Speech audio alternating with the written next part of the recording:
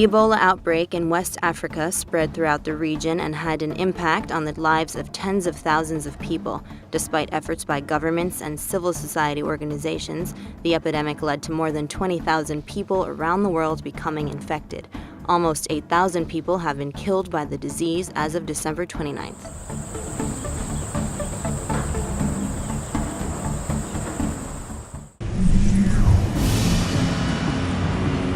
Civil unrest erupted in Ukraine early this year. People demanding closer relations with the West took to the streets and protested the pro-Russian policies adopted by President Viktor Yanukovych. Under heavy pressure, the Ukrainian parliament voted President Viktor Yanukovych out of office on the 22nd of February. The movement led to the conflict between the central Ukrainian government and Russian separatists, which still continues.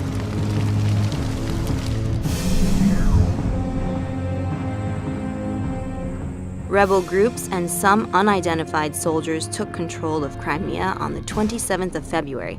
In early March, Russian President Vladimir Putin authorized Russian troops to enter Crimea. This opened the way for the eventual annexation of Crimea by Russia.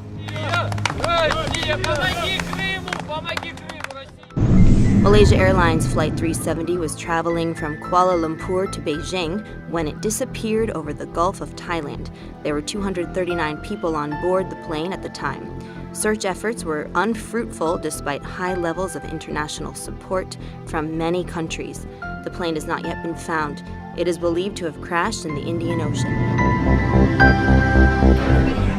A referendum on the status of Crimea was held by its residents and resulted in a decision to join Russia.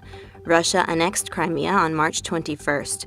This action was not recognized by the West. The U.S. began to impose sanctions on Russia to pressure Putin to make concessions. Local elections in Turkey were held. The elections were a success for the ruling Justice and Development Party. The party won the elections in most cities, including the two largest cities in the country, Istanbul and Ankara. The party also won the highest share of votes cast in the municipal elections.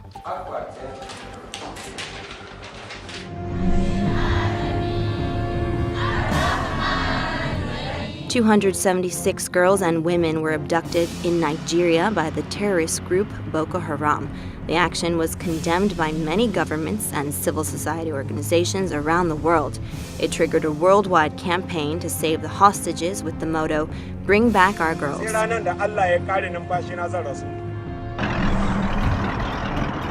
South Korean ferry MV Sewol sank, killing 304 people.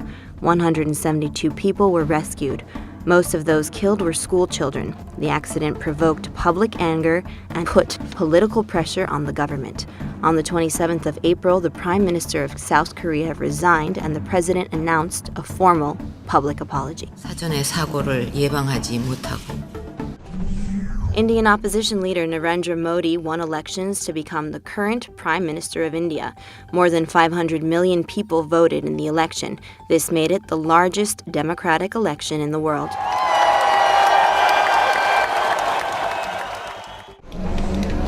A disaster at the Soma coal mine in the city of Manisa resulted in the deaths of 301 workers. The accident started with an explosion which resulted in a fire. The fire could only be extinguished on May 15th, 2 days later. It was the worst mining disaster in Turkey's history.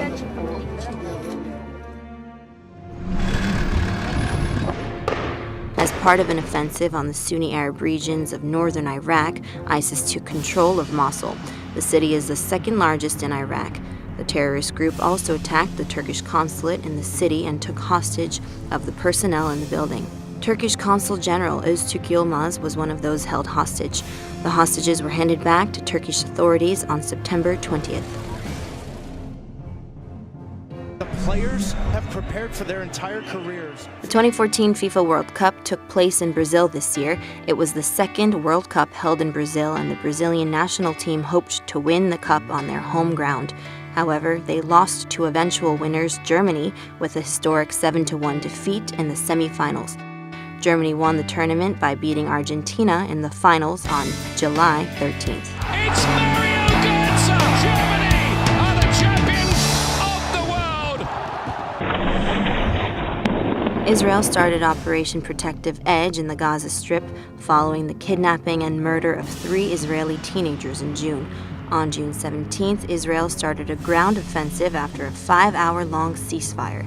The operation lasted until August 26th and resulted in the deaths of more than 2,200 Palestinians and 71 Israelis. Malaysia Airlines Flight 17 was shot down by a missile in eastern Ukraine, and all 298 people on board were killed. Both the Ukrainian government and pro-Russian separatists blamed each other for the incident.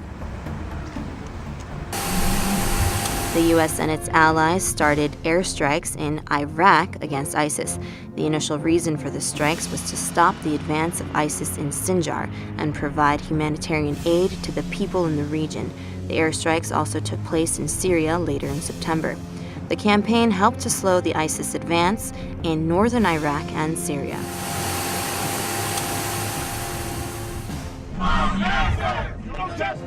Michael Brown, an 18-year-old black man, was shot and killed by white police officer Darren Wilson in Ferguson, Missouri.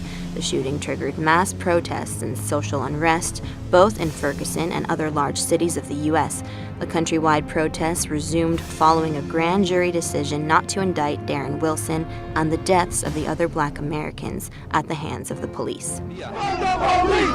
Bugün 77 milyon 81 vilayet kazanmıştır. Recep Tayyip Erdogan became the first publicly elected president of Turkey, winning the election in the first round with around 52% of the popular vote.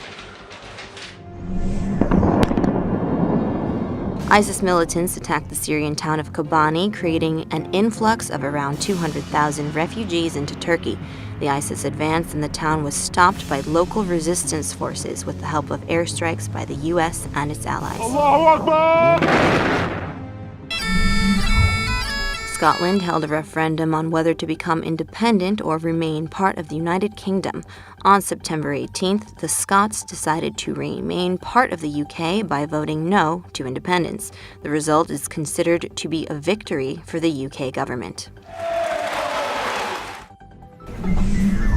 Malala Yousafzai, who was shot by Taliban in 2012 for advocating female education and women's rights, won the Nobel Peace Prize.